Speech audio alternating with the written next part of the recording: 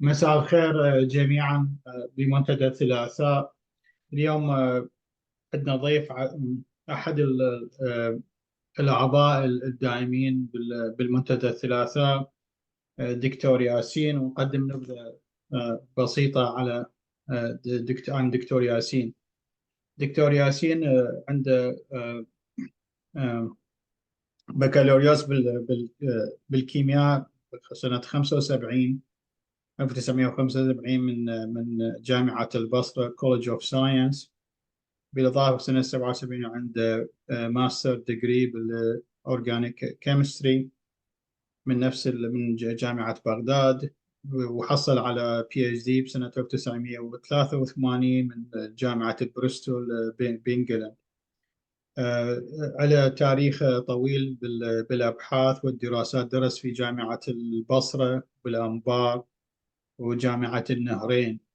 اختصاصه بعدين هي صار عنده اختصاص بالبتروليوم ريفاينري ريسيرش. آخر جوب هو كان يحمله، كان البرنسبل ساينتست سوبرفايزر، بالإضافة إلى أشرف على عدة دراسات بالماجستير والدكتوراه، بالإضافة إلى درس في جامعة بيتسبرغ يونيفرسيتي، برادفورد and Somerset Community College. الدكتور ياسين كان co-author مع ثمانية patent in the field of renewable fuel. بالإضافة عنده أكثر من 20 scientific paper نشرت بالمجلات العلمية العالمية. بالإضافة له هو عضو فعال بالمنتدى، ومن الأشخاص اللي دائما يشاركون في عدة مواضيع مختلفة. without تأخير تفضل دكتور ياسين إلى محاضرتك اليوم.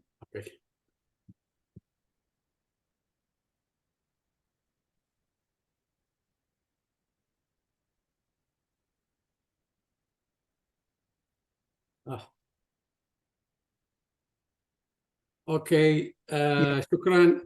ممتاز.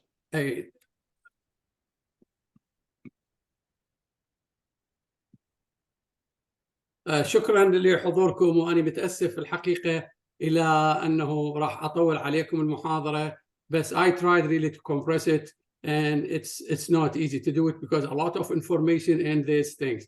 Here you could see the book is Outlive, the Science and Art. This is why it's hard really to present it, because it's going to have a lot of science. Dr. Peter Atiyah, he is American, but originally his father from Egypt, from من الأخوة القبطيين.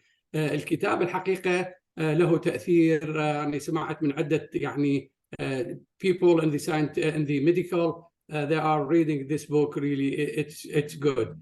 And as I said, it's Outlive, you know, how you live longer, longevity. And then the author of the book really is always in each chapter, he will put like an adage and some type of words from other people and reflect that.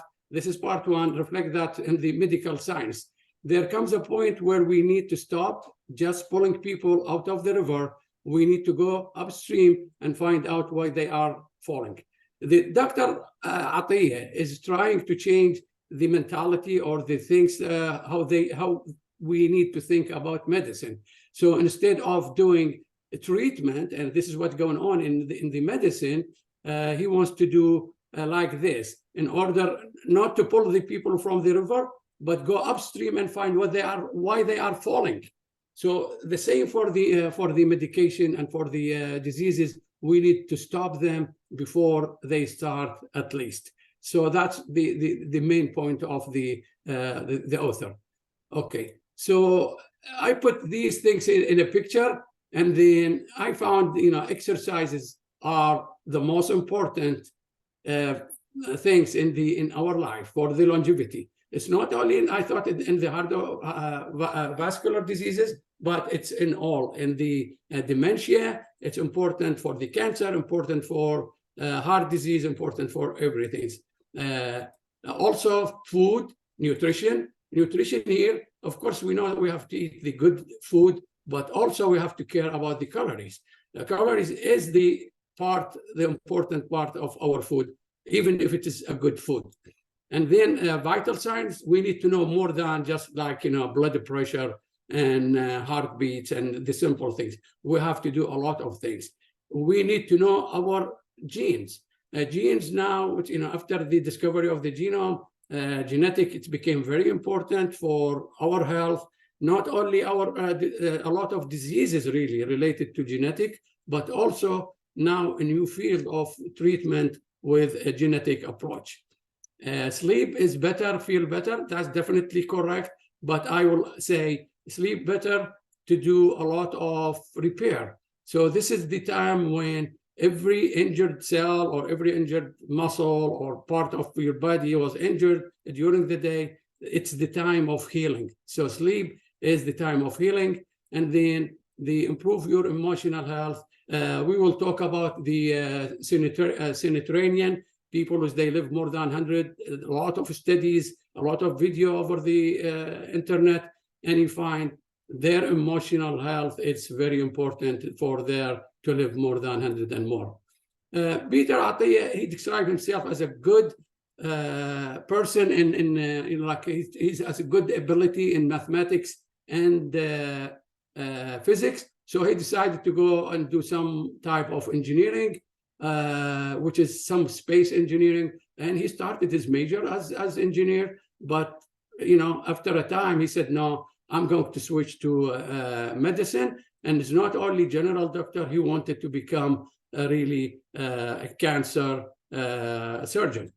Then he's always, I don't know if that's a real story or not, he's always dreaming about falling eggs, and he's trying to catch the falling eggs. And he was disappointed, as I said, with the type of treatment and medicines. Like, say, he gave example of pancreatic cancer. If you catch it, because this is a silent type of cancer, if you catch it now, only 20 to 30% you could do surgery for them. So this is very low percent, and it means if you cannot remove the tumor, they are going to die. But also, like he's saying that even these people, which when we do the surgery for them, they could live months or 1 to 2 years as maximum. So he's thinking that this is not, it's not a good approach for that. And then he's trying to say, okay, the only way is not getting better on catching the falling eggs, but to stop the guy who was throwing them instead. So instead of catching eggs, instead of catching the sickness, instead of catching the diseases, we need to stop the start of the diseases. Okay, and then he said, I'm not talking about death in this. Instead, I'm talking about longevity, because he decided to practice longevity for us.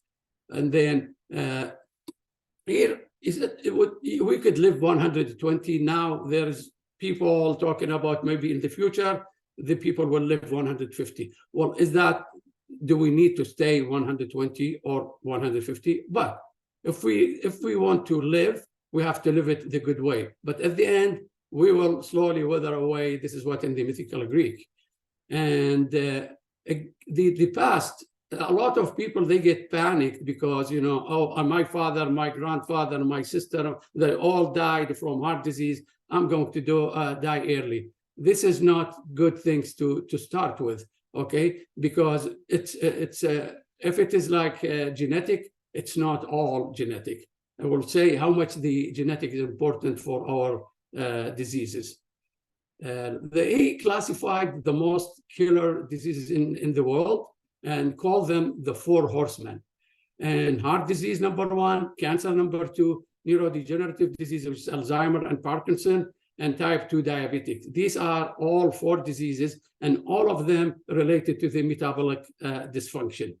So in our life, there are 2 terms. There is a lifespan and there is a health span. Lifespan, how long we live, okay? And then how well we live. So we should concentrate on health span and not the lifespan. And he's again criticizing, say, you go to your doctor and say, go and do the cholesterol panel. He said this is misleading. Cholesterol panel is misleading. Good, bad cholesterol is not enough. We need to understand what's the good and bad, why they are good or bad things. So we need to do a lot of things, you know, like liver conditions, addressing our metabolic derangement, the importance of protein when we get age, and then exercise is by far the most longevity drug. So please concentrate on that. Exercise is by far the most longevity drug. Also, emotional health is very important. Medicine, he classified medicine into three. Medicine 1 is the old one, is the Hippocrates, and it's called medicine 1.0. And in this medicine 1.0, it's you watch the patient and you guess what you are going to do. But there is one statement in that medicine 1 is do not hurt the patient. So that's and then medicine 2, it's in the 19th century. It really did a great job. They eradicated a lot of diseases such as polio, smallpox, HIV, hepatitis, COVID. Recently, they did the genome. After, you know, the discovery of the penicillin and antibiotics, microscope, we start to see germs and things they never seen before. So still, medicine 2 with all these sophisticated equipment things is doing a great job, but the author, he is pushing for a better prevention, okay? And then toward medicine 3, this, you know, like we are all asymmetric, and then like he said, it's impossible for a person who is 50 and he's walking and he's in a good condition, and then he falls and dies from heart disease. Is that possible that he was just deteriorated the last hour and died? No. Maybe because this guy, he did not do the prevention. Maybe he did not do the detection. Maybe he has the atherosclerosis, okay? So if you have done these tests, so for me, when he's criticizing medicine 3, I think we are part of the problem, because most of the time, really, we talk about, you know, oh, I'm healthy, I don't need to go to a doctor. Sometimes you get like a big severe coughing and sneezing and things. No, I'm good, I don't want to go. So we are part of the problem. We are part of not going to the doctor. He is really pushing to go to and see your doctor and do all this type of vital analysis, lipid analysis when you are in your 30s. Nobody did that, okay? We have done this when we get older. And as we said, you know, like medicine 3 is not removing the tumor, but preventing the tumor and spreading and from spreading. Spreading of tumors, we'll talk about that, is the most killer in the cancer disease. So we have to stop the tumor rather than by detection. So there are 3 terms: treatment, prevention, and detection. We need to do detection first, do prevention, and then we do the treatment. Now, the medicine 2 really is you get sick, and then you are already in a progress stage of your sickness or disease, and you are entrenched in that disease, and then they try to give you the treatment for that. That's not it. And no 2 patients are the same, because we are different in our immune system and different in a lot of things. And this is why he was mad about people adopting the same diet. Say, oh, it's a keto diet, and all the people, they want to go with the keto diet. And like these things, it said, we are unique, and you have to think about yourself as unique. So what's in the change in the mindset of the medicine 3? Medicine 3 about preventing. It's consider the patient as a unique. You have to take risk. In a lot of these medications or procedure, there is some type of risk, but very small. If this is going to benefit 99.9.1%, it's okay to take the risk. This is what is philosophy. And fourth, it's between lifespan and health span. We have to concentrate on the health span. Okay, so the objective is, what do you want to do in our last, let's say, 3 decades? We are in the 70s, and then we want to live 100. What do you want to do for the last 3 decades? Okay, so in this case, let me put the graph. And in this graph, you see now with the average here, this is the average. At age of 70 to 75, we lose 50% of our health span. That's health span between cognitive and physical capability.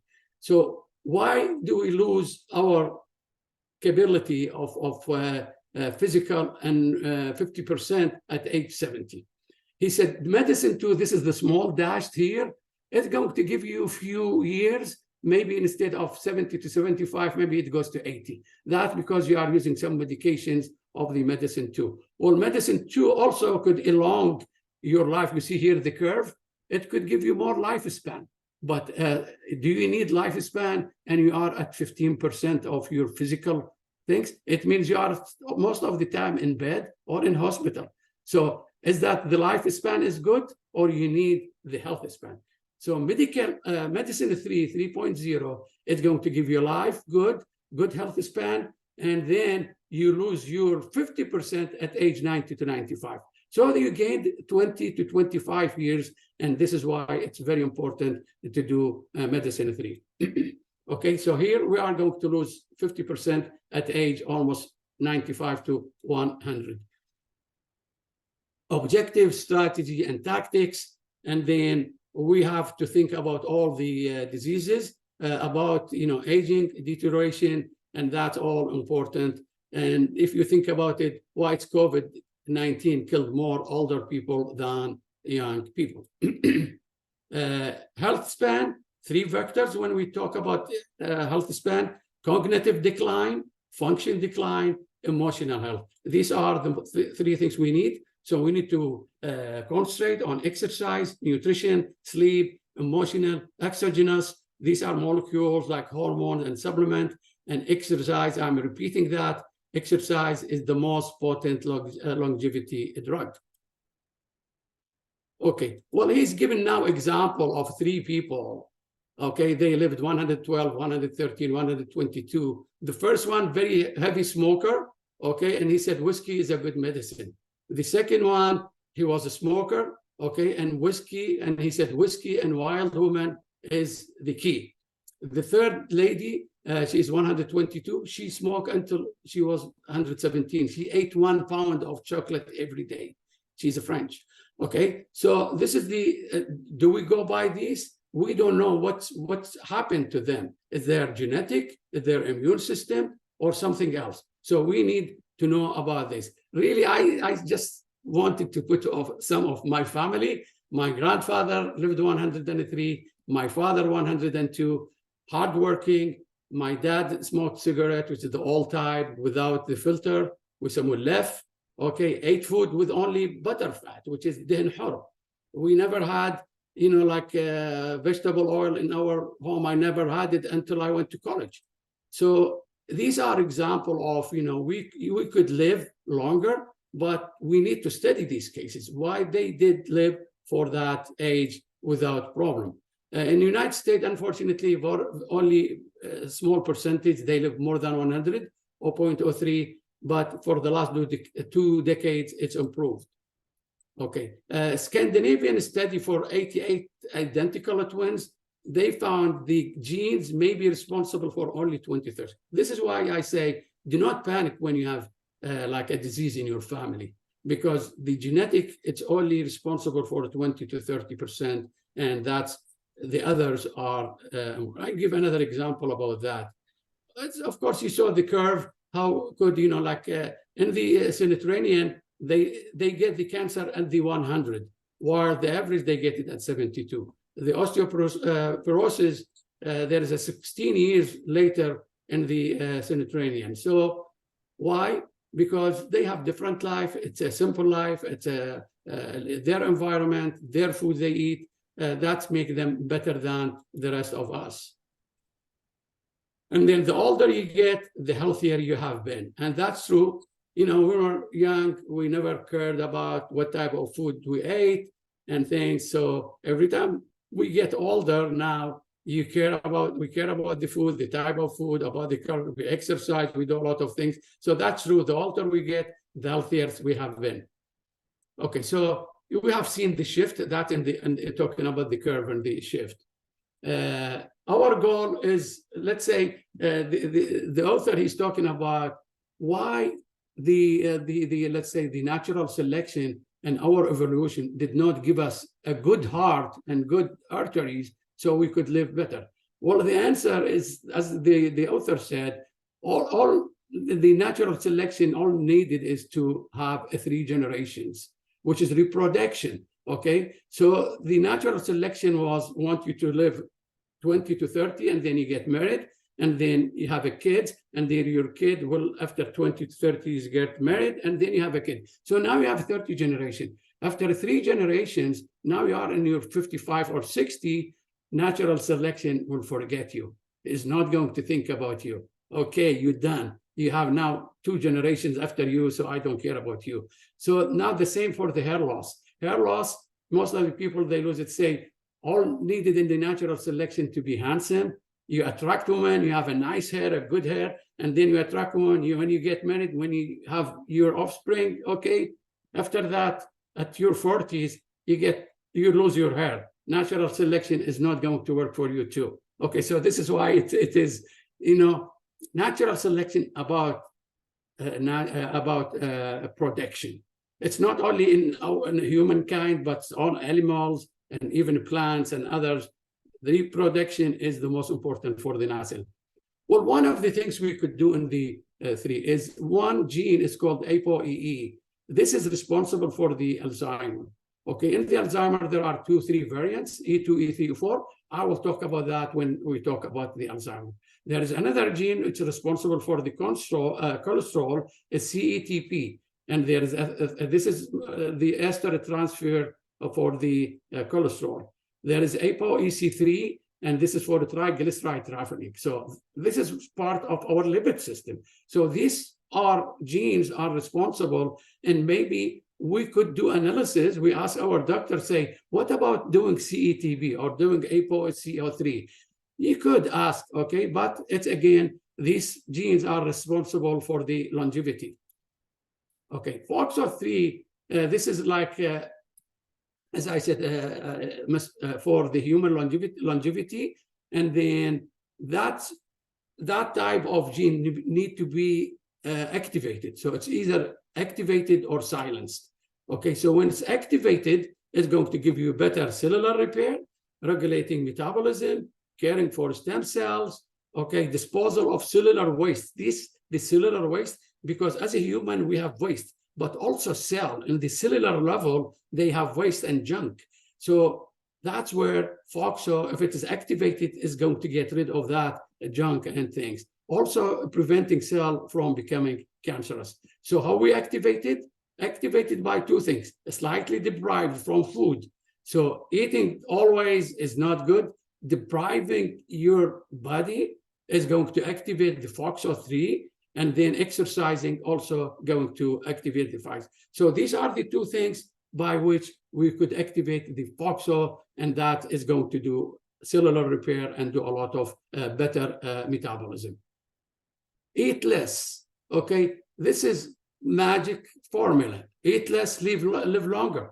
And I'm not going to talk about this is the RAPA. It's about some type of molecule. It's found in Chile near a volcano. They found this is important for the immune system, and they are approved by FDA for the prevention or rejection of the transplant. There is then a protein called, a cellular protein called mTOR. This is the other side. It's different from FOXO3. This mTOR is responsible for what? For cell production and cell dividing. So it means if you have a glucose, if you have a lot of food, okay, mTOR say, hey, make more cell. And then when you make more cell, and then you have more food, is going to make fat. So mTOR is bad if it is activated.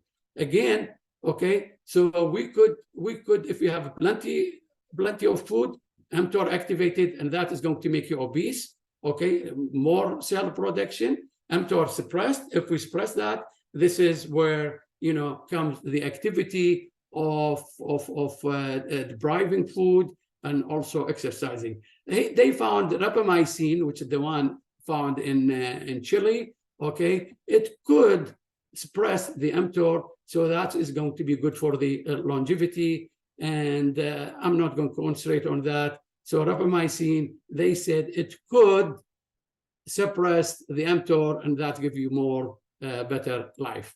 I don't recommend any of these. If you want to ask your doctor, because this is your doctor decision.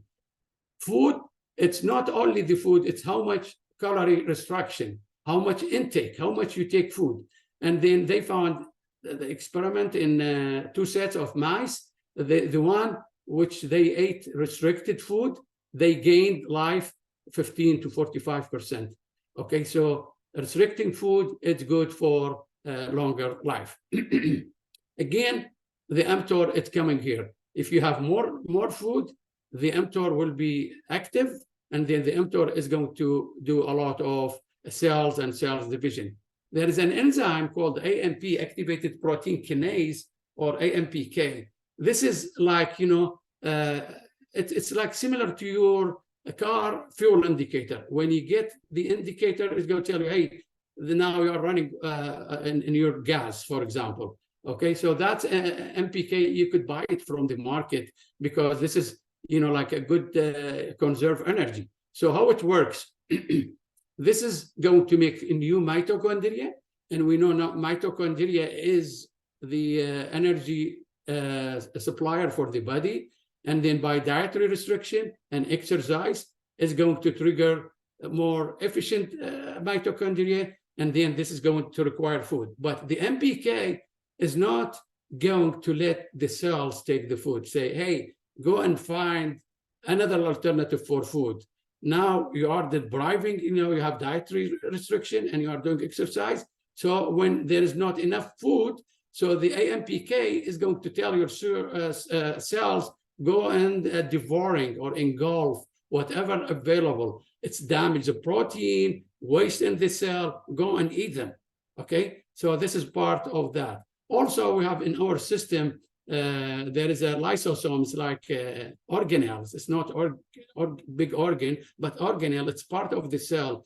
And this is, they are going to eat the damaged protein, and the protein aggregate, they found it's implicated with the Parkinson's and Alzheimer. So these are all things we need to understand and things. Rapamycin, again, this is rapamycin. It's going to activate the mTOR.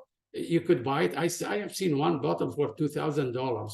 There is another one called TANE, which is targeting aging with metformin, approved by FDA. It makes less cancer, less diabetic. And this is the third one. And as I said, I'm not a doctor. I'm not recommending anything. If you want to ask your doctor about that.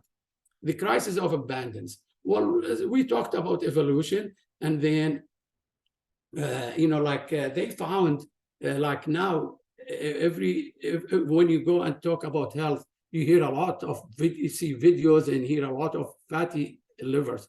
Well, fatty livers before, they thought it's because of alcohol and because of the what's the other one? It's hepatitis. Okay, so hepatitis, it's make the fatty liver. And then what's the difference? Like our liver is a smooth texture. It's purple to dark brown, and this is the color of when you have fatty liver. It's spotted. It has spots. It's orangish, and it has noodles of yellow fat. So this is what the meaning of fatty liver. This is silent epidemic. It is everywhere. And then one example. This is like a doctor. His name is Zellman. And he has his nurse, and he knows the nurse that he never smoked, he never had alcohol or very little alcohol, but he had fatty liver. Well, he found out that this guy, he consumes 20 bottles of Coca-Cola every day, not 50 years, not the big Coca-Cola now, the small bottles of Coca-Cola. So this is the abundance, okay? We have a lot of food, and then we were created by evolution. Maybe let's say 100,000 years, which is the Homo sapiens. Well, at that time, food was not available. Also, the environment was not similar to our environment. So now this guy, because he's consuming Coca-Cola, that is going to convert the sugar into fat and give you fatty liver. So this is Mayo Clinic. They call it non-alcoholic steatohepatitis, NASH. There is another name, which is non-alcohol fatty liver disease, which is NAFLD. Well, this is because of the obesity, correlated to obesity and high cholesterol. Of course, I think we all do ALT, and this is part of our analysis. And then 33 for a woman, 45 for men. This is the normal. But this doctor, the Peter Atiyah, and a lot of doctors, they think these numbers are not normal. It should be less, because these studies did in the 1970s, when the average weight for a person was 170. Now the weight is 200 pounds. So they recommended instead of 33 for women, should be 19. Instead of 45, it should be 30 for men. But believe it or not, it's still, we go by 33 and 45. Okay? Oh, the inflammation can be reversed with exercise. The good news, fatty liver can be reversed. That's good news. Okay? So there is another disease called cirrhosis, degeneration of liver cells, inflammation, fibrosis, thickness, and this is part of these symptoms of NASH, and which is non-alcoholism. Okay, what non-alcohol fatty liver disease. Okay, so we need to do that. Metabolic dysfunction is very important. Not everyone who is obese is metabolically unhealthy. مو كل السمان معناهم unhealthy، ولا كل اللي هم metabolically unhealthy is obese. اكو هواية ضعاف بس metabolically unhealthy. So هنا what's the metabolically unhealthy? If you have 3 of these 5, high blood pressure more than 130/50, high triglyceride more than 150, low HDL less than 40, waist circumferences more than 40 inch, elevated fasting glucose more than. If you have 3 of these, you are part of the metabolic unhealthy syndrome. Third of the obese people are metabolically healthy. Third of them, of the obese, are metabolically healthy, which is good news. 20 to 40% of non-obese are metabolically unhealthy. So obesity, it's, yes, not good, but not necessarily are unhealthy. The unhealthy, metabolically unhealthy, it doubles the risk of mortality and cardiovascular. And then he explained that. What's going to happen if you are a guy and then you ate a donut? Let's say the donut has 100 calories. So by working, doing your chores at home, going up, down, and things, doing simple things, you may consume 75% of that donut's calories.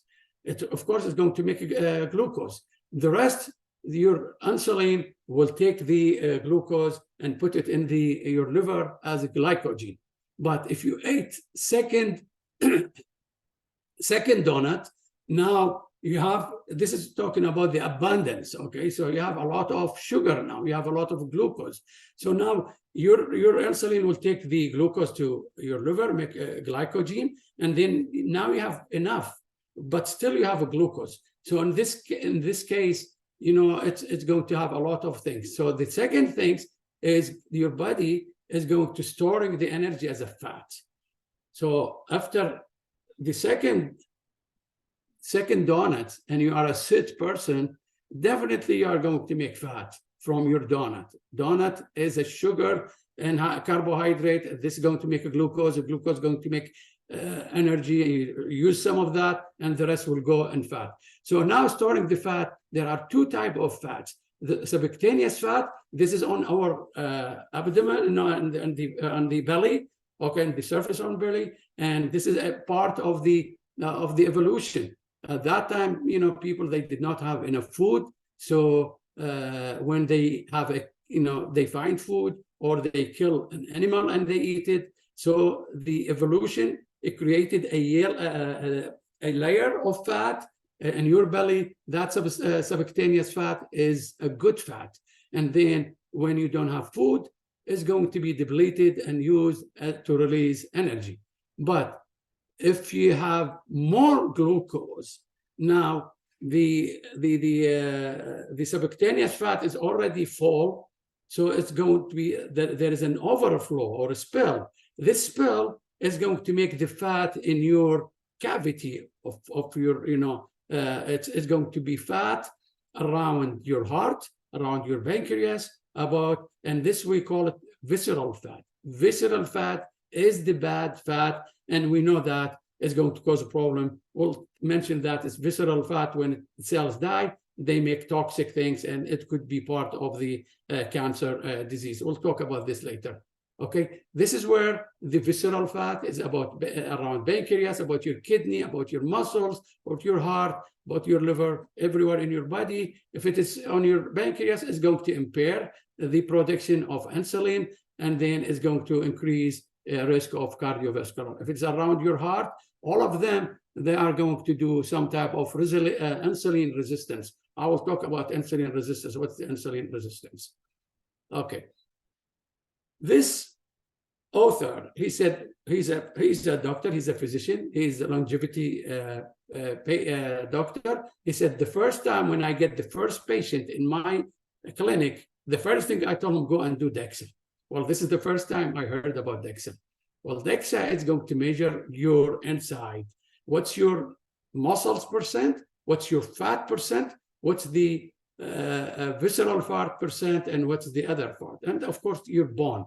I never heard about DEXA. I talked to my son, and he has done it 3 times because he is, doing a lot of exercising and lifting, and he wants to see how this impacts his muscle and how is this impacting his fat. And really, he showed me the numbers yesterday, and they were beautiful. It's responding to the exercises. So now maybe I'm going to ask my doctor to say, can I do DEXA? Okay, so this is one of the things we think. We talked about like the overflow of the energy, and then you have the things. Insulin is going to more glucose in the blood. Pancreas will produce insulin, and then you have more glucose from the second donut, and then pancreas is going to produce insulin. And then in this case, the pancreas say, hey, why I'm pumping insulin if it's not changing the glucose? He didn't know that you are eating donuts after donuts, okay? And then you have now a problem with, they call it the high insulin. High insulin, it means you have high glucose and high insulin this side, or what we call it, like the insulin, in high insulin in the blood. Cortisol is one of the other things. Cortisol, do we need the cholesterol in our body? Of course. Cholesterol is very important for the cell tissues, but also it's the building block of the testosterone, estrogen, hormone-sensitive lipase that convert triglyceride into fatty acid. Also, cortisol is important it has double edge. One of the bad things about cortisol, it's changing the good fat, which is the subcutaneous fat, into harmful the visceral. So what's going to make that? When you have a stress. Every time you have a stress, you cannot sleep. It means your cortisol, it has like a double-edged effect. And then you have to be careful with your sleep and your stress. Stay away from stress, because this is going to be one of the reasons you lose your subcutaneous fat or increase your visceral fat. But insulin is the bigger priority still before the cortisol. The diabetic started in the 17th century when they manufactured sugar. Sugar, it was a luxury. Only rich people, they could afford it because it was expensive at that time. They make a lot of cakes and pastries and things. So it started with the rich people, but now it's became available for each one. Patients with diabetic have greater risk of cardiovascular cancers and Alzheimer. Okay, so as I said, our ancestors, they did not have access to a lot of calories, but we do, and we consume a lot, and this is the abundance of our food. Also, we have to care about the fructose, which is the sugar in the fruit. Eating fruit is good, but extra fruit is not good. Still, the fructose is encapsulated in the fibers of the fruit, so it's not that dangerous as a loose fructose. Fructose could make a byproduct, which is uric acid, and uric acid could give you the gout, and this is one of the diseases known about, like gout in your knees and things. So, yeah, eat fruit. Don't eat any syrupy, like corn syrup. It's bad. Soft drink, it's bad. Stay away from these. the ticker. This is now about the heart attack. This Dr. Atiyah, he had 3 uncles. One died at 46, one died at 42, one died at 69. But his dad, he's in the United States, and he's 85, is still alive. So this is why I believe, the genetic, it's playing part. Because if it's only genetic, his dad would have died at the same ages, but his dad still. So he said he didn't know anything about his uncles, what they ate. Did they go to a doctor? Did they do any type of analysis? Did they take medication? So don't worry about your history. Your history, yeah, it's good to know about it, but don't worry about that because it's not always important, okay? A pathology professor, he said he's a sarcastic guy. He's always like throwing jokes and things. And he said, what's the symptoms of the heart attack, heart disease? And the student, they give different symptoms. And he said, no, it's a sudden death. What it is true. Sometimes, heart disease, immediately you die if you did not have any diagnosis before. This killer is killing 2,300 every day in the United States, okay? Heart disease is more prevented than cancer and Alzheimer. So because we know how and why, that's good things. It's really good progress has been made or have been made around the vascular diseases, okay? And then imagine now we have, arteries, 60,000. This is the first time I hear about this number. So he said our system is far from perfect, but it's really designed to generate atherosclerosis or sclerotic, okay? So our system, as I said, it doesn't care about when you are getting 60. There is no interference of the natural selection or the evolution and that. Of course, we know that there is an LDL, which is low density lipids, or HDL, high density lipids, and cholesterol, he thinks the most important than, knowing the cholesterol. It's important, as we said, for testosterone and estrogen, cortisol, and bile acid. This is the first time I hear that it's for the bile acid is important. Okay, what's the last L of the LDL? It's lipoprotein. So we need the fat for the cells. So in order for the cells, for the fat to be transferred through the blood is mostly the plasma and it's aqueous. So fat is not going to work good in our vessels, which is the arteries. So they need to encapsulate themselves with the protein. And this is where the L is lipoprotein. So LDL has LDL has high fat, little protein. And HDL has little fat, but high protein. And this is why it's good and it's bad. Okay, the protein, it's called APO. So when it's ApoA, it is with the HDL. This is in the red. If it's LDL, it's ApoB. So we could do the analysis of ApoA and ApoB. In general, they are the LDL and the HDL. There are a lot of misconception about cholesterol. I remember my father-in-law, his doctor say, when you eat eggs, eat just the white, get rid of the yellow eggs because they have cholesterol. That's wrong. Cholesterol is only manufactured in our body. So if you see food, still they put in the label what's the cholesterol level in that type of food. But don't worry about the cholesterol in the food because it's not going to be part of your cholesterol system. Our cholesterol, it's manufactured in our body, is not we ate a cholesterol. The other one is the heart disease. They only strike old people. That's not correct. And they found it's 50% of the heart attack. It happens before 65. Okay, so this is the atherosclerosis is a slow-moving, sneaky disease. Okay, let's understand how it's works. Okay, let's put the artery. Here's the artery, and there is a small layer called endothelium.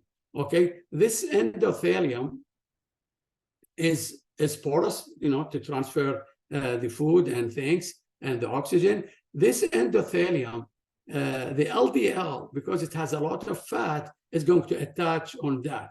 Well, our immune system, it's not going to consider LDL as a foreign. It's part of our system. So LDL stays, and then LDL will invite more LDL and more LDL, and now it's became a lot of deposition of LDL in our arteries, okay? And then in this case, the LDL, because it's not moving, it's not absorbing, and there is an oxygen, so there is one type of oxidation, and the oxidation of the lipid is going to make hard material, and this is the atherosclerosis cascade.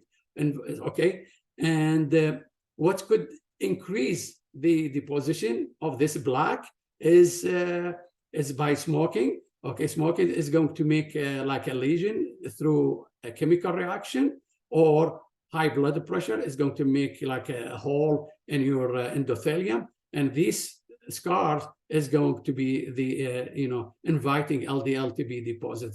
Well, of course, in our system, we have, I mentioned that, the monocytes. The monocyte, they go and try to eat the fat.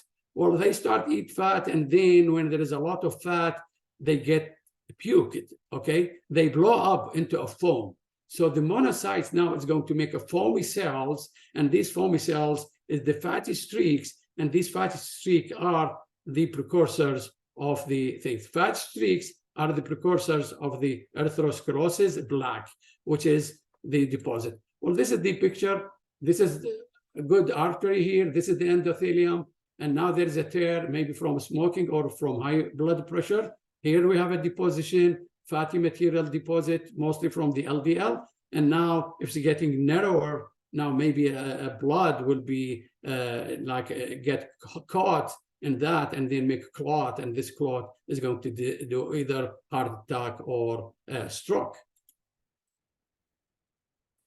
So in this case, I'm going to put this. This is the LDL. Of course, these pictures, I put them, they are not from the book. I just put them myself. So this is the LDL. It's a lot of fat, very little protein, while the HDL is little fat and more protein. Just there is a mechanism called delipidation. So I just mentioned the streaks, the fat streaks. So the HDL, the good cholesterol, will go and take these streaks and encapsulate them with its protein, okay, and then take this in the bloodstream and take it to the liver. So this is how it works. But the author said we need to understand better how we do how HDL works, and we need how to enhance it. Of course, we'll mention that he said if I go to my doctor, they will do calcium scan for that. So they want to see if there is a calcification. But he said, I will ask my doctor to do CT angiogram. Doctors, maybe if Dr. Falah, mumkin he could explain that to us. Okay, mumkin it goes better to the stenosis, which is tasallubat. He's saying that non-calcified plaques is more dangerous than the calcified, because if it is non-calcified, it means they are brittle, and then it's going to generate a small particles. These small particles, they go and block the arteries, and then you have a problem in this. Okay, there is, of course, there is an infraction, there is ischemia. I'm not going to discuss this is like more in details, but if you have a small artery in your heart and there is no blood flow and there is no oxygen, this part of your muscle, of the heart muscle will die. Okay, so how we reduce it? We have to reduce the LDL or the ApoB. Okay, we need to understand there is a player he's talking about. It says LPA. I did not see a lot of things about that. Also, we need to understand about the LDL itself, because there is a VLDL, which is very low density lipid, and intermediate low density level. So the LDL is not one guy, it's more than 2 or 3. Okay, so these are the things we need to understand. I think I mentioned all that, so I will have things. He's talking about, lowering our LDL. It could be by diet, could be by exercise. I done it, I found my LDL improved, my HDL increased by just exercising. And then when you need a drug, that's tandem with the drug is very important to control your cortisol. He is saying that statins are good medications for that, okay?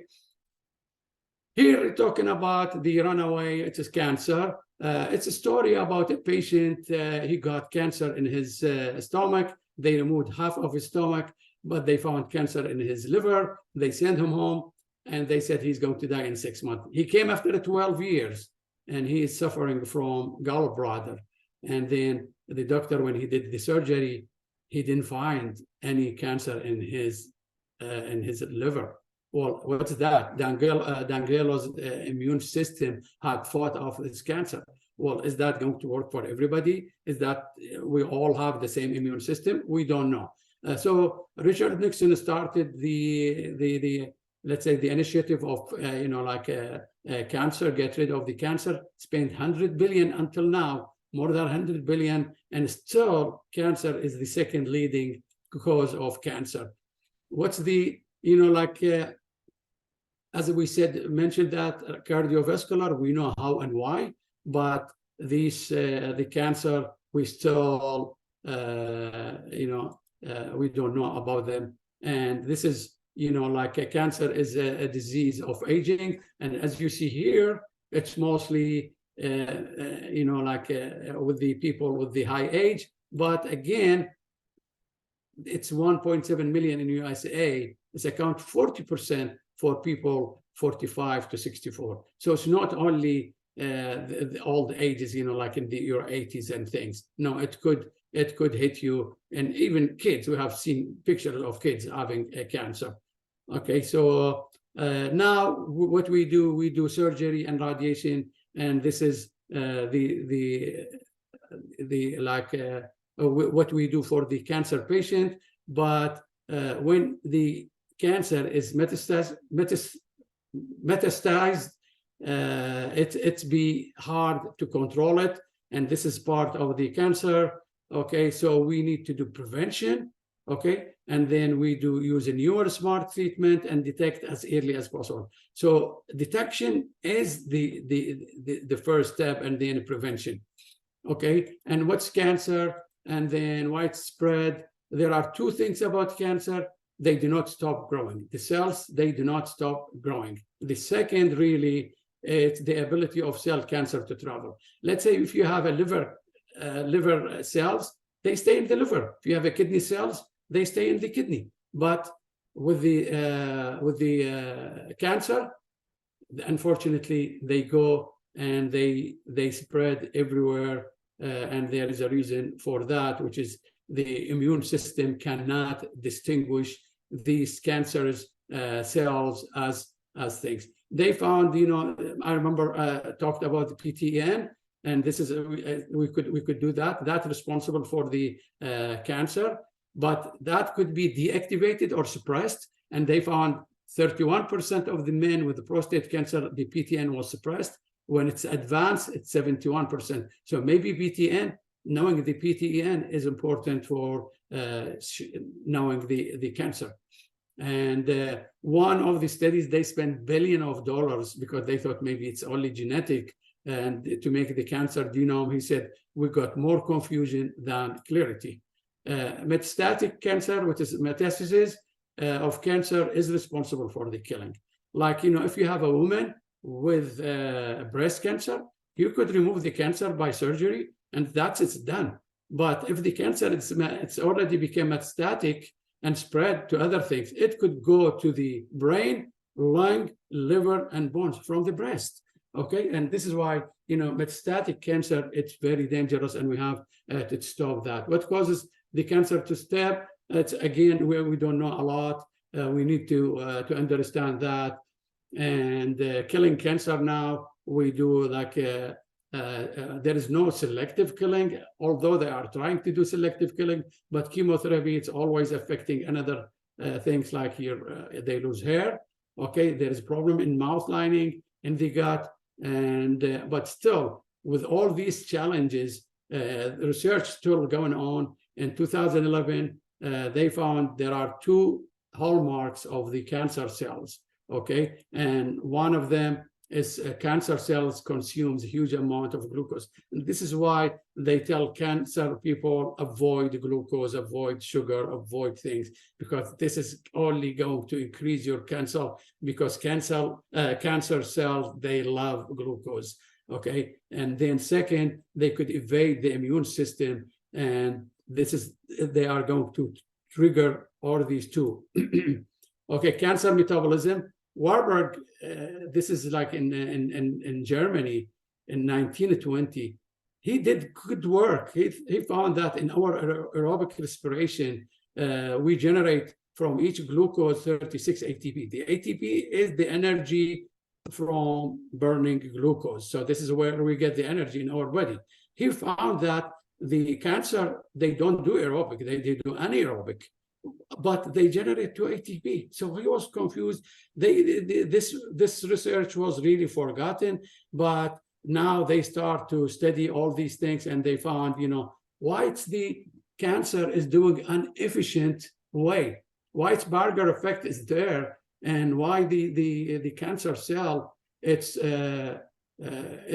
doing anaerobic respiration rather than aerobic.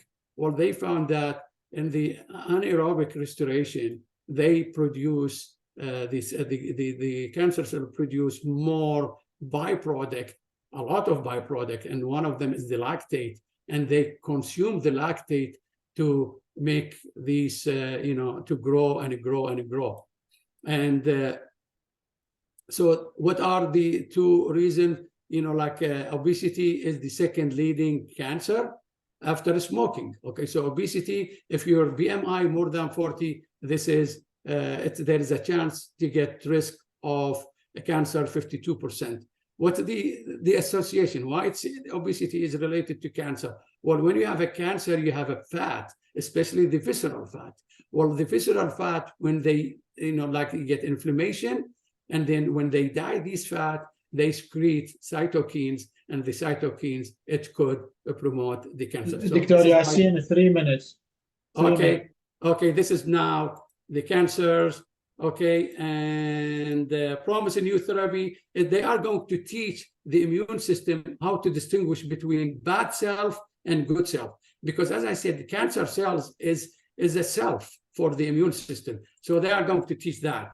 And then we have, as I said, for the Alzheimer, we need to do the ApoE. If you have E4, from your parents, okay, if you get them E4, you are unlucky. You have a risk for getting Alzheimer. If you get E3, E4, it's better. If you get E2, you are lucky because this is good. Also, we don't know a lot of about Alzheimer. It is irreversible. There is 2 types, 3 types of things: Parkinson's, we have Lewy body dementia, and we have Alzheimer. And then this is affect the cognition decline. Okay, and then we could do prevention. We could do a lot of understand Alzheimer. You ask your doctor to do ApoE, okay? And then Dr. Alwis, and his name is Dr. Alwis Alzheimer. In 1960, he found there is a protein. This protein, when we get older, it gets cut from here. When it gets cut from here, it's going to, in multi-stages, make amyloids. Amyloid is going to be in the end of the nerves. At the end of the nerves, it's going to generate amyloid deposit. And this amyloid beta deposit are responsible for the, for the Alzheimer. Also, there is another protein called tau. Tau is important because it's part of the neuron system. But this, for a reason, they got phosphorylated, and then when they got phosphorylated, it get dimerized and then oligomerized, and then again they are going to block the neuron system, and this is where the brains get shrinked because we have all that things. And this is the okay. I'm not going to talk. You have 1 minute left. Okay, that's it. Now we have.